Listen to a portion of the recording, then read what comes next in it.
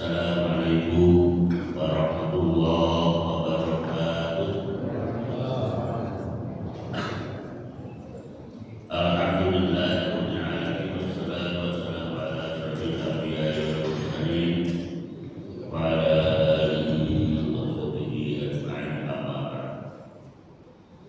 Jamaah subuh Bapak Ibu rahimakumullah.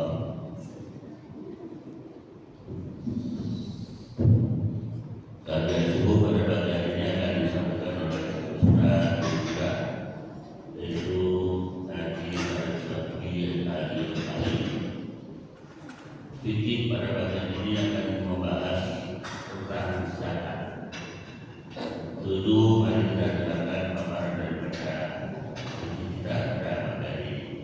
Kemudian Assalamualaikum warahmatullahi wabarakatuh. Bismillahirrahmanirrahim. Assalamualaikum warahmatullahi wabarakatuh. Alhamdulillah rabbil alamin wassalatu wassalamu ala sayyidina wa maulana Muhammadin wa ala alihi wa ashabihi wa dhurriyyatihi wa man tabi'ahum bi ihsan ila yaumiddin. Amma ba'du, subhanaka la ilma lana illa ma 'allamtana innaka antal alimul hakim. وعلينا يا مولانا انك انت التواب الرحيم. لا تردنا بالمصطفى رسول الله صلى الله عليه وسلم لجميع قومه من الانبياء والمرسلين والاولياء والشهداء والصالحين وجميع الملائكه المقربين الى جميع العلماء العاملين والمصنفين المخلصين ونخص خصوصا بصاحب كتاب سفينه النجاه شيخ سالم بن سمير الحضرمي وصاحب كاشفة السجاد شيخ النووي البلخاني وصولهم وفروعهم ومن انتسب إليهم شيخ لهم الفاتحة. أعوذ بالله من الشيطان الرجيم. بسم الله الرحمن الرحيم. الحمد لله رب العالمين الرحمن الرحيم مالك يوم الدين. إياك نعبد وإياك نستعين اهدنا الصراط المستقيم صراط الذين أنعمت عليهم غير المغضوب عليهم ولا الضالين. Hadirin kami para asatidz, para guru, para orang tua, para sepuh, ibu-ibu yang dirahmati Allah Subhanahu wa taala. Alhamdulillah subuh hari ini lepas salat subuh berjamaah kita niat i'tikaf. Kita niat mengaji, kita niat silaturahim ukhuwah Islamiyah. Mudah-mudahan yang kita kerjakan di sedikit pagi hari ini diterima sebagai amal besar, amal soleh di sisi Allah Subhanahu wa taala. Amin ya rabbal alamin. Alhamdulillah setelah kita mengaji tentang fikih salat, maka kemudian menjadi rukun Islam yang ketiga, yaitu adalah membayar zakat. Sebagaimana di dalam rukun iman dan rukun Islam, bahwa kita ketahui yang populer zakat itu berada pada urutan setelah sholat. Syahadatu alla ilaha illallah, syahadat pertama, wa anna Muhammadar Rasulullah, wa iqamis sholati, sholat kedua, wa ita'iz zakati, dan menunaikan zakat ketiga. Baru wa shaumi Ramadhana, puasa Ramadan keempat. Padahal biasanya dalam pelaksanaannya kita puasa dulu baru bayar zakat, apa zakat dulu baru puasa. Puasa dulu ya, puasa dulu baru kemudian dibayar zakat. 10 hari terakhir baru banyak dibayar zakat kita Ramadan. Padahal dalam hadis diriwayatkan Imam Bukhari dan Muslim bahwa zakat ini lebih didahulukan dibandingkan daripada puasa. Syahadat, sholat, zakat, baru puasa, dan terakhir baru menunaikan ibadah haji dan umroh bagi yang mampu.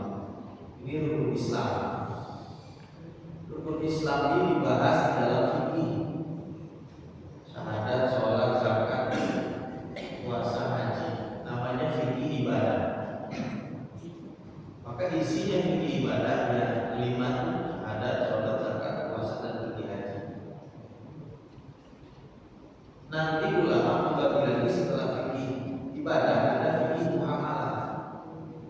Jual beli, pinjam meminjam, bagi hasil, murabahah, mudharabah, musyawarah, minjem, kemudian gadai dan lain sebagainya. Namanya fikihnya muamalah. Nama fikih ibadah muamalah. Nanti ada lagi ulama membagi menjadi fikih munakahat, pernikahan, ahwal syakhsiyah. Apa hukum pernikahan, jadi wajib, bagaimana jadi sunnah, bagaimana jadi makruh, bagaimana jadi haram, nikah bagaimana, apa syarat-syarat terjadinya pernikahan, apa maharnya harus ada, apa enggak, kalau ada apa harus disebut atau tidak, macam-macam talak, macam-macam idyah, zihar, li'an, dan macam-macam. Namanya fikih munakahat. Ibadah, fikih ibadah, muamalah, munakahat. Ini kira-kira orang tua saya semua nih, kira-kira yang fikih munakahat masih perlu apa kira-kira? Apa kalau yang begitu cukup urusan ini fikih munakahat saya udah terlanjur apa ya ini? Setelah dari zaman dulu sih, mestinya ngisinya dulu saya muda sebelum saya nikah. Saya belajar nikah dulu, sekarang udah kelewatnya dulu. Ya nggak apa-apa, mungkin buat anak kita nanti mau ajarkan saudara bagaimana sunnah-sunnahnya, apa saja harus hadir makanan itu namanya fikih munakahat. Setelah fikih munakahat, ada lagi ulama membagi yang keempat menjadi fikih jinayah, pidana, pencurian, kemudian zina, pembunuhan dan teman-temannya. Namanya jinayah. Dan yang terakhir ulama juga ada yang membagi menjadi fikih siasat, politik.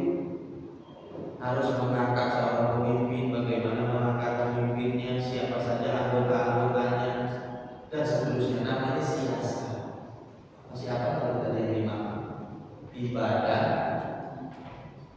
kemudian muamalah, munakahat, jinayah, siasat. 5 fikih. Yang 4 ada fakultasnya, yang 4 ada jurusannya sendiri. Ada jurusan muamalah, sarjana ekonomi Islam, jurusan muamalah. Ada yang jinayah, jurusan jinayah, pidana Islam, jurusan jinayah. Ada yang jurusan munakahat, sarjana hukum Islam.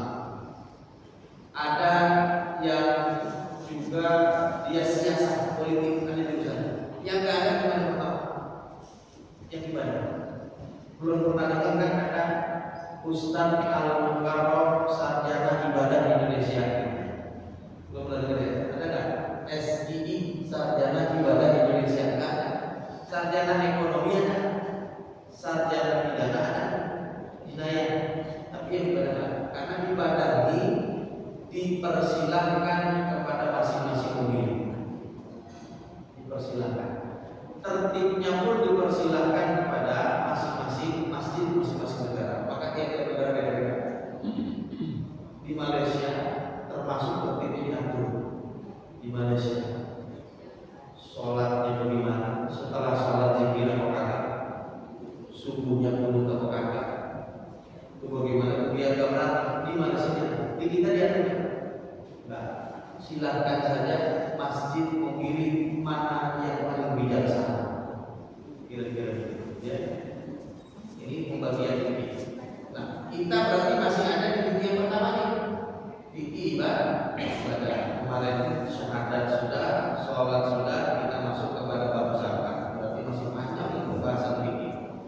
Sebetulnya sebelum bahas fikih ada lagi satu rukun iman. Iman kepada Allah, malaikat, kitab-kitabnya, Rasul, hari akhir, dan iman kepada qada dan qadar. Nah, rukun iman ini dibahas dalam ilmu namanya tauhid. Ilmu tauhid itu dibahas dalam iman. Termasuk juga kajian sirah nabawiyah,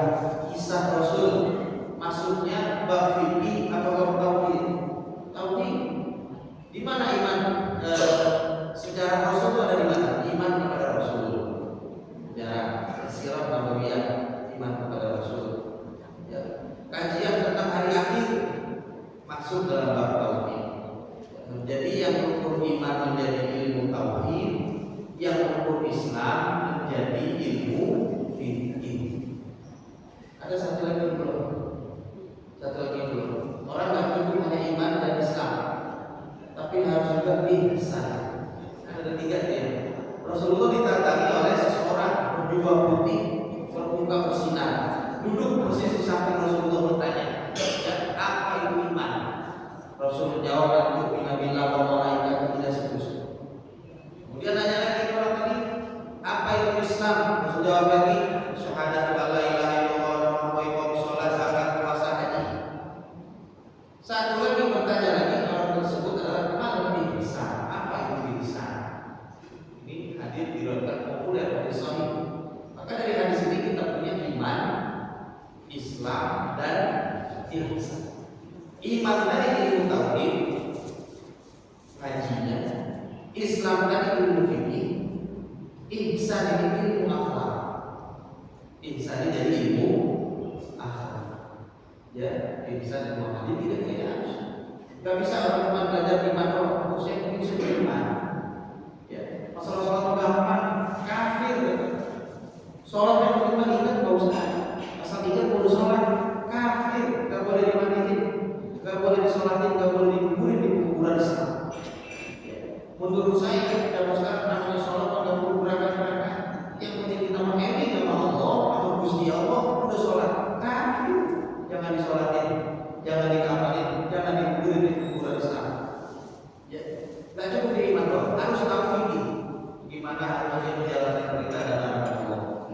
Nggak cukup cuma fikih doang. Nanti kalau fikih doang, bapak-bapak itu auratnya dari pusar sampai dengkul. Asal bapak pakai anduk, gitu, pergi ke masjid, udah wudhu, sholat, sah nggak sholatnya? Sah, sah. Tapi secara akhlak aku iya orang sholat udah pakai anduk doang. Dulu ada di masjid saya ingat khotib pakai kaos oblong swan yang putih. Ya, ini belajar iman, belajar Islam, tapi juga belajar akhlak. Ada akhlaknya. Masuk masjid kaki kanan ada baca doanya. Kemudian di masjid jangan berisik, jangan bersuara, jangan keras-keras meskipun ngaji. Jangan ganggu orang yang lagi sholat, ganggu orang tidur, dia nggak boleh. Ya. Ketika mau sholat itu zina, tak pindah di masjid pakai simbol dulu, silat dulu biar gak ganggu orang, biar bersih mulutnya. Pakai pakaian yang terbaik kata Al-Quran, itu ada adab dan akhlaknya. Maka iman, Islam, ihsan. Iman jadi ilmu apa tadi? Tauhid. Islam jadi ilmu fikih dan ihsan jadi ilmu akhlak. Ada yang bilang akhlak ini tasawuf, sama aja lah ya. Nah, tasawuf ilmu akhlak ya, itu sama aja. Kita lanjutkan fikih ibadah kita yang kedua yaitu tentang fikih zakat. Qala musannif rahimahullahu taala wa adama nafa'ahu bi zakat amin ya rabbal alamin. Al-amwal allati tajibu fiha zakat itu sittatu anwa'in. Harta-harta yang wajib dizakati 6. Harta yang wajib dizakati 6. Ini di zaman Rasulullah yang ada dalilnya 6. Satu adalah peternakan. Saya ulang, 1 peternakan. 2 emas dan perak. 3 pertanian. 4 barang dagangan, 5 barang temuan, 6 barang yang peredam. Dan cuma nanti yang satu lagi saya katakan. Jadi zakat ada 2, 1 zakat harta, yang hartanya ada 6. Saya ulangi lagi, 1 zakat peternakan, yang kedua adalah zakat emas dan perak, yang ketiga pertanian, yang keempat adalah barang dagangan, yang kelima barang temuan terpendam, yang keenam adalah barang tambang di bumi. Dan jajan yang lain. Maka yang wajib cuma 6. Selain 6 ini tidak wajib kecuali diwajibkan nanti belakang. TV ada yang harganya TV-nya itu melengkung bengkok. Saya heran TV bengkok apa mahal banget ya. Padahal TV-nya bengkok udah rusak 150 juta. Ada zakatnya kan? Yang tadi yang mana?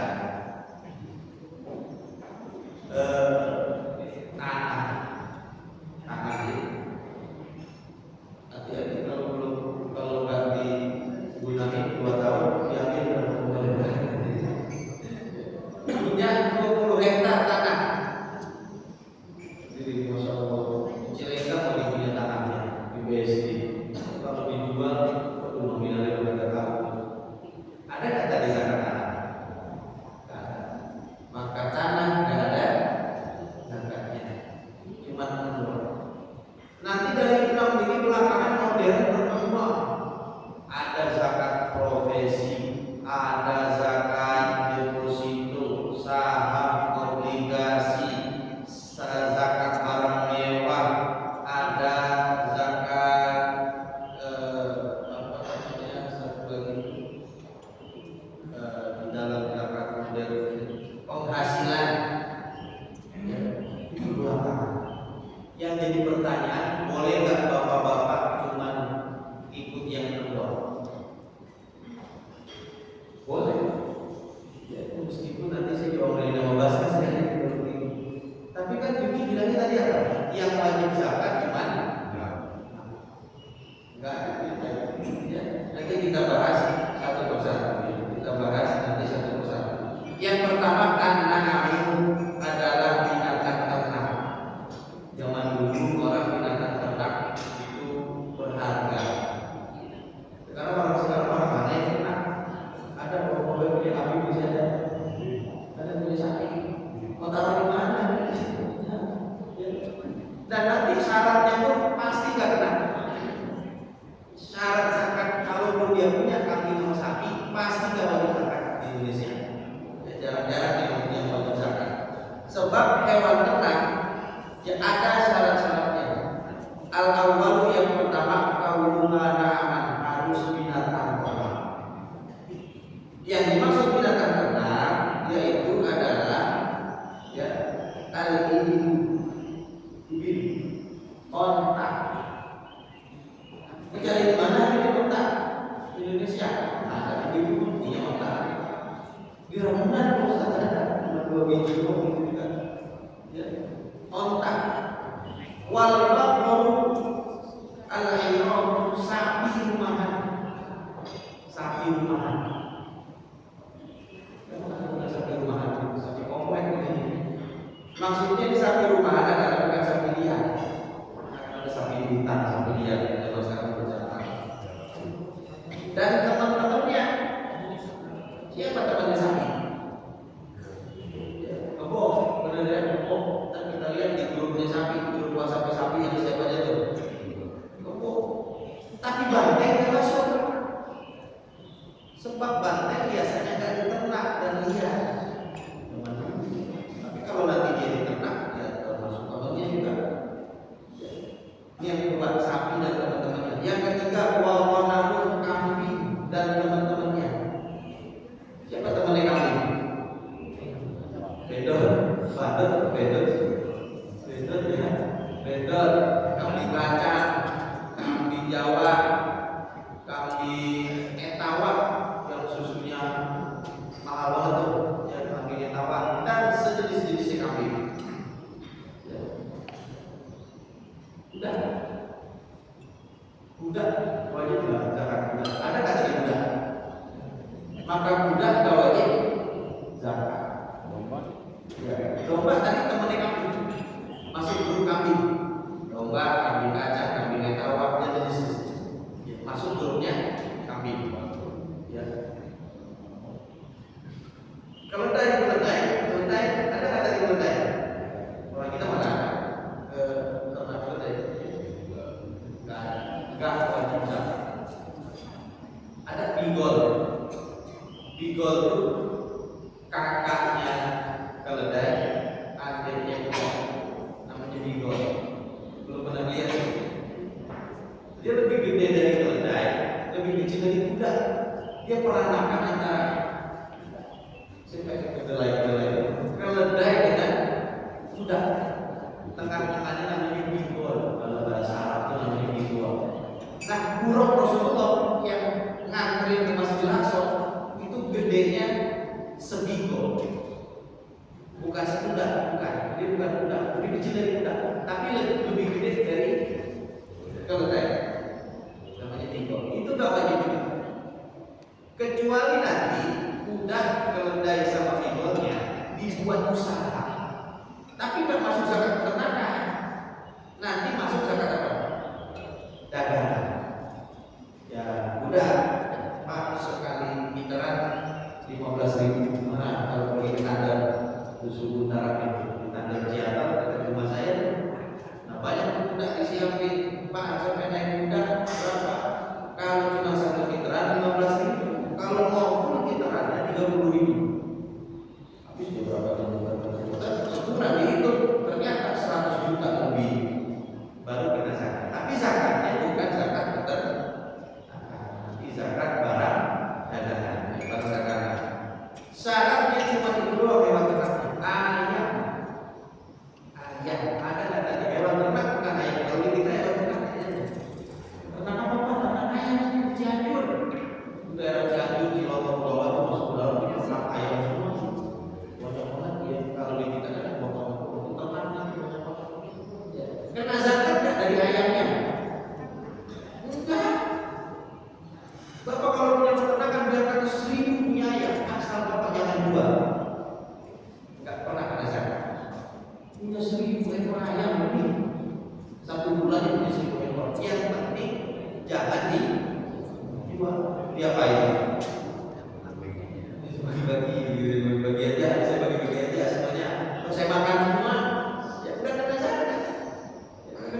Karena ayam menurut ulama fikih bukan termasuk binatang ternak. Ayam termasuk, kecuali nanti ayamnya berkokok, maka nanti akan terkena zakat perdagangan, bukan zakat peternakan. Kita lagi bicara tentang zakat peternakan.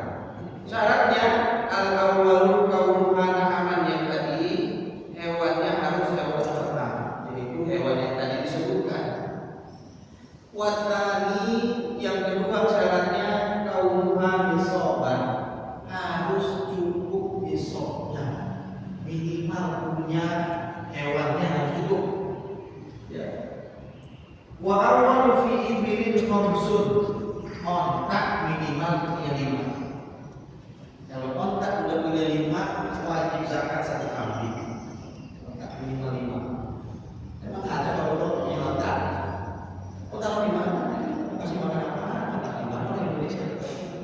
5 lagi punyanya. Ya, enggak ada. Wa fil baqari, dan di dalam sapi atau kerbau, ya, itu talatin 30. Minimal punya sapi 30. Dan sapinya sapi ternak, ya, nanti ada syarat ketiga lagi. Dan di dalam kambing itu adalah 40 sabai, 40.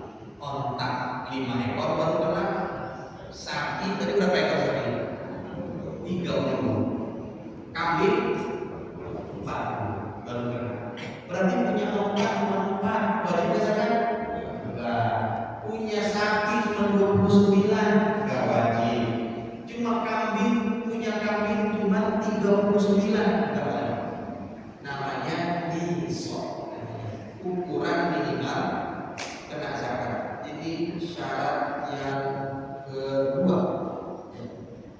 Syarat yang ketiga, bidul hauli, punyanya udah setahun baru wajib zakat. Udah setahun punyanya. Beli kambing 40 sekarang nih bulan Safar, kena zakatnya berarti kapan? Safar lagi tahun. Enggak kita punya langsung aja, enggak. Tunggu dulu sampai Safar. Kalau ternyata Safar nanti kita punya 50 kambing, maka wajib, karena udah lebih dari 40. Tapi ternyata bulan Safar kambingnya pada mati, enggak jadi wajib. Enggak jadi wajib. Nah, ada nanti dalam istilah fikih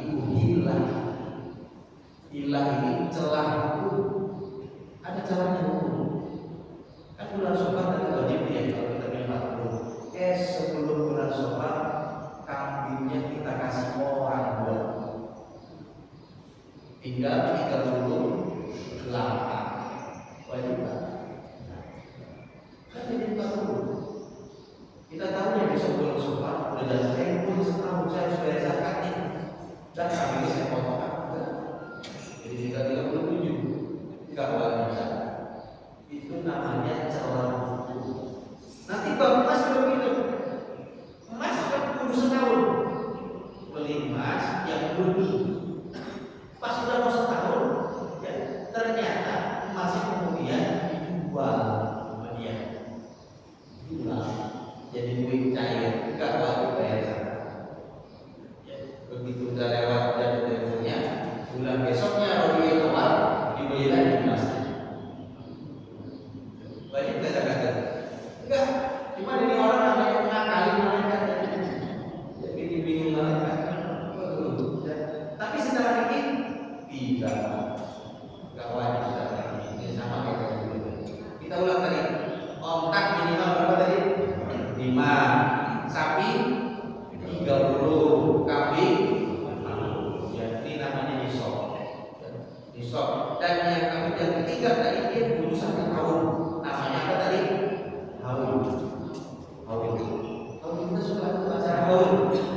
Tapi bukan haul sapi yang kita. Haul almarhum dia.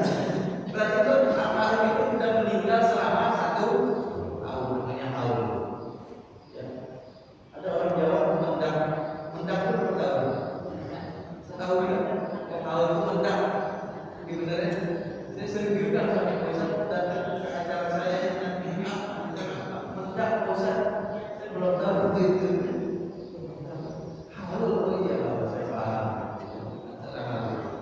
Cuma ini awalnya haul ini syarat yang ketiga. Syarat yang keempat warabi usamatu malikin, harus ternaknya itu saimah. Ibu-ibu kenal gak sama saimah? Kenal sama saimah? Soalnya bukan pakai sok, pakai saimah. Apa tuh artinya saimah? Saimah itu artinya diangon, digembalakan. Kalau bahasa kitanya, bahasa bakunya digembalakan. Kalau lagi digembalakan di tempat yang gratis, di padang rumput yang gratis, tidak bagus. Yang kena wajib zakat, yang hewannya digembalakan di padang rumput yang gratis.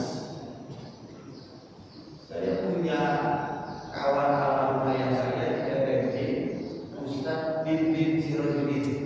Cukup sedikit yang mungkin pernah kesini juga kali ya.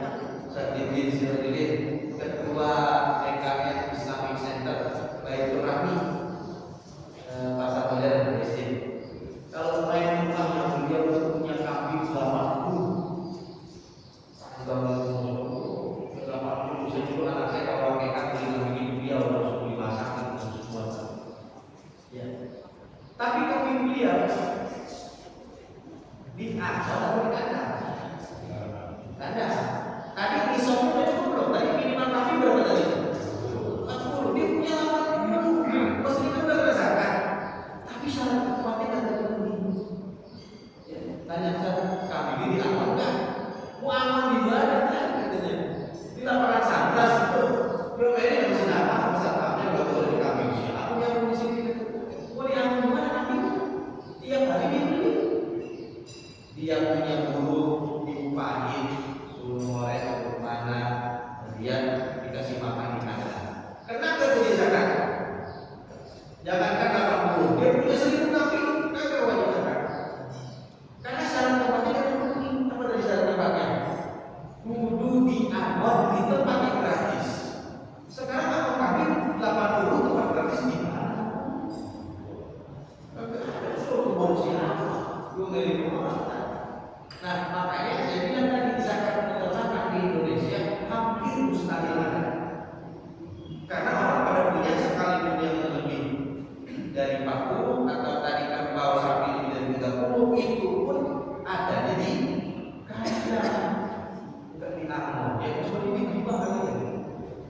Ya di Bima mungkin ya masih kena zakat karena dia di anom masih di savana, ya masih di ruang bukan hijau yang gratis ya. Sebab syaratnya tadi adalah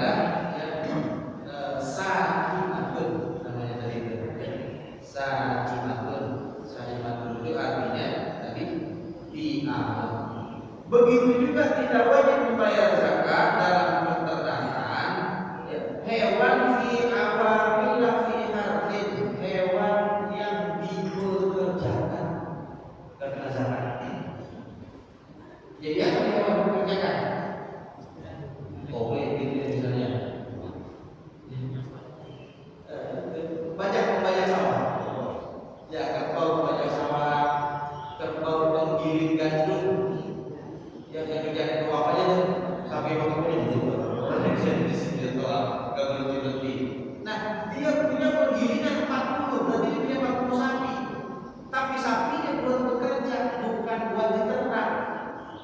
Tidak kena zakat. Ya, tidak kena zakat. Ya, makanya saya bilang tadi kira-kira di Indonesia ya, ada nggak zakat peternakan? Ada nanti, tapi mungkin cuma 1%.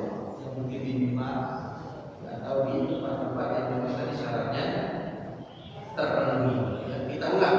Syarat pertamanya tadi binatang ternak yang disebutkan tadi saja. Ya, dari onta, sapi, kerbau, kambing, domba dan sejenisnya.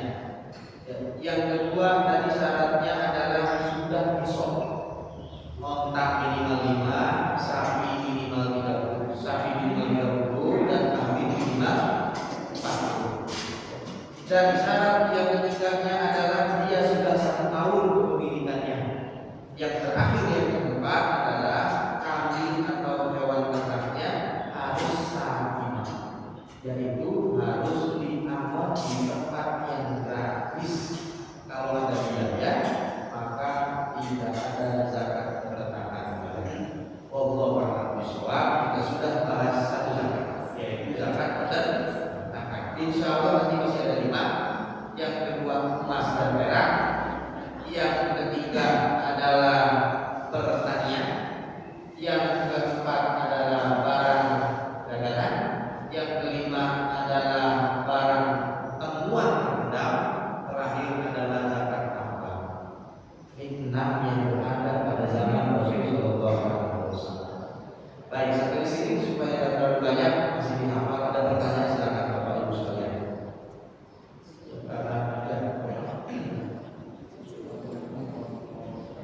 Assalamualaikum warahmatullahi wabarakatuh.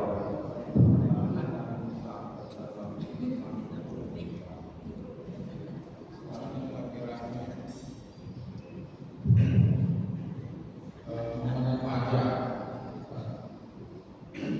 pajak ini dikaitkan dengan fikih Islam. Bagaimana penjelasan? Bismillahirrahmanirrahim. Zakat dengan pajak berbeda. Bapak sudah bayar pajak, Bapak wajib bayar zakat. Tapi tidak sebaliknya. Kalau Bapak sudah bayar zakat, kemudian Bapak diringankan pajaknya itu. Kan dulu ada tuh ya, siapa yang bayar pajak, siapa yang sudah bayar zakat, maka lapor. Tapi ternyata bukan pokok pajaknya ya. Ternyata dipotong bukan pokok pajaknya. Jadi kalau ada orang sudah bayar pajak, zakatnya masih tetap wajib dan tetap. Meskipun dalam agama kita, dalam pemerintahan Islam, dalam fikih siasat, hukum mengambil pajak terhadap kaum muslimin adalah haram. Dalam pemerintahan apa? Islam. Dalam pemerintahan Islam, hukum pajak haram. Kecuali pajak itu dimintakan kepada orang-orang kafir yang dilindungi keluarga, harta dan dirinya oleh pemerintahan muslim. Itu namanya jizyah. Namanya jizyah. Upetilah bagi kita untuk keamanan mereka. Tapi yang diambil dari kaum muslimin dalam pemerintahan Islam katanya, yang itu hukumnya haram, tidak boleh. Maka ada hadis Nabi, Allah akan melaknat pengambil pajak dan pengumpul pajak.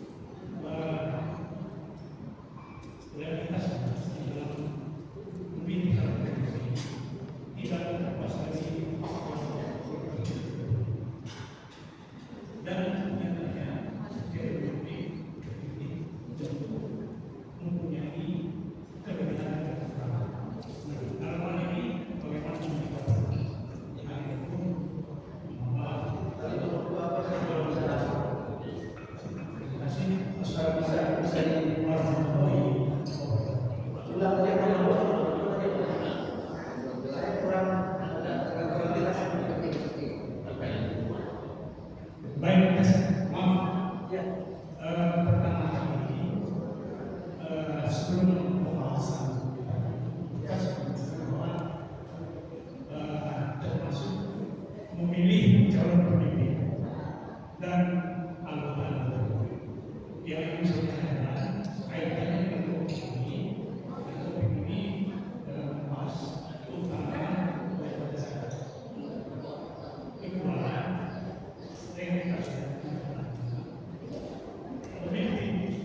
pemimpin yang terpilih memilih calon pemimpin tidak terlepas dari faktor politik tertentu dan ada juga pemimpin yang pasti memiliki kekurangan dan dalam mencapai ini.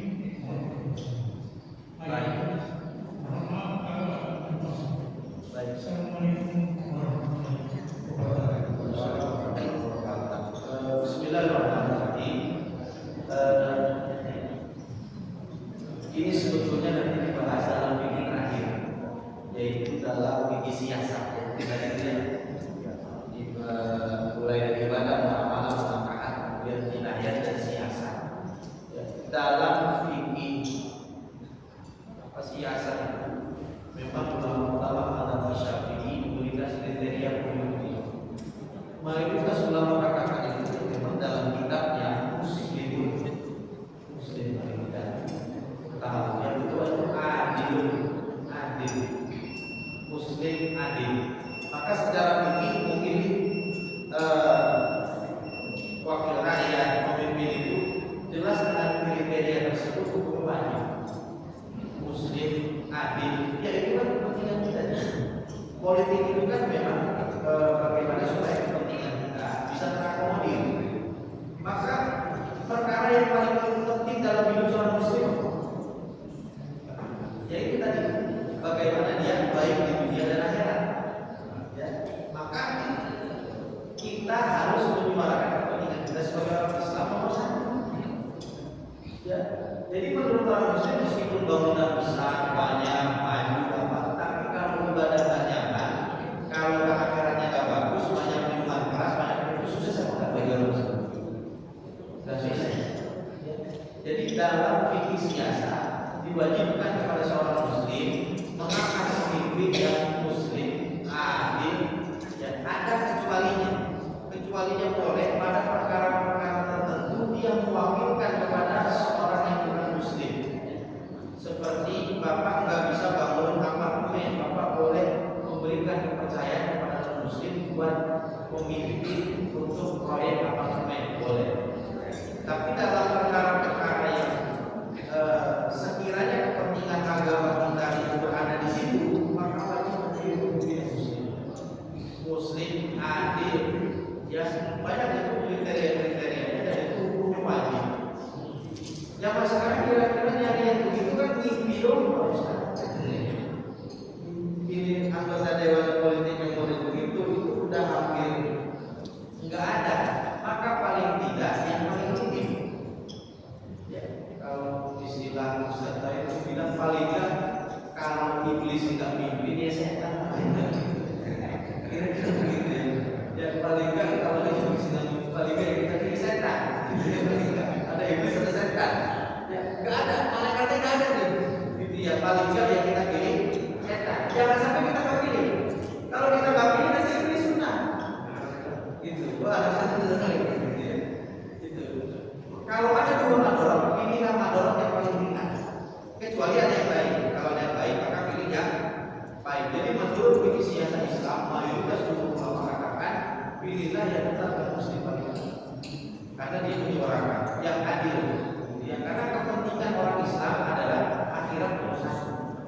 Begitu ya. Itu termasuk politik. Tapi undang-undang ini kita tidak ada undang-undang zakat, undang-undang haji, undang-undang puasa belum ada. Undang-undang yang apa namanya?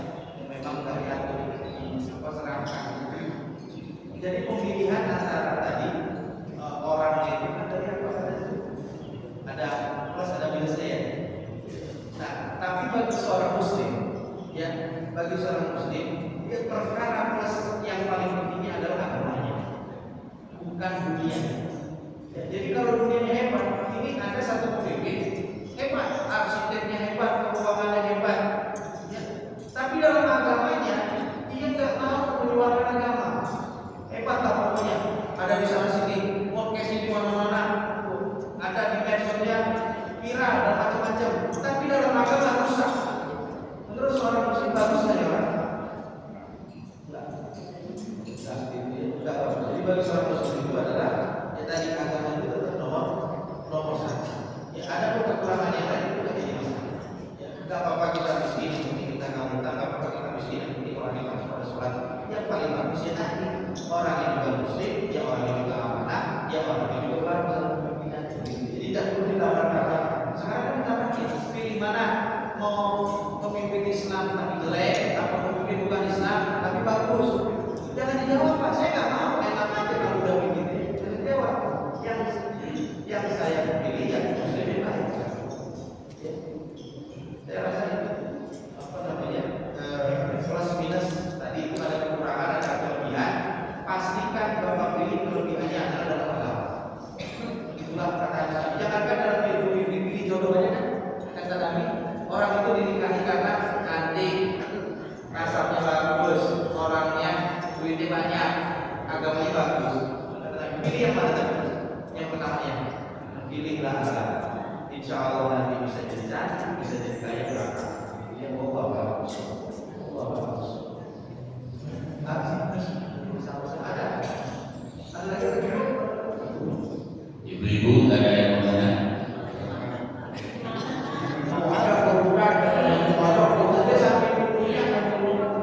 Ibu-ibu ada yang mau tanya?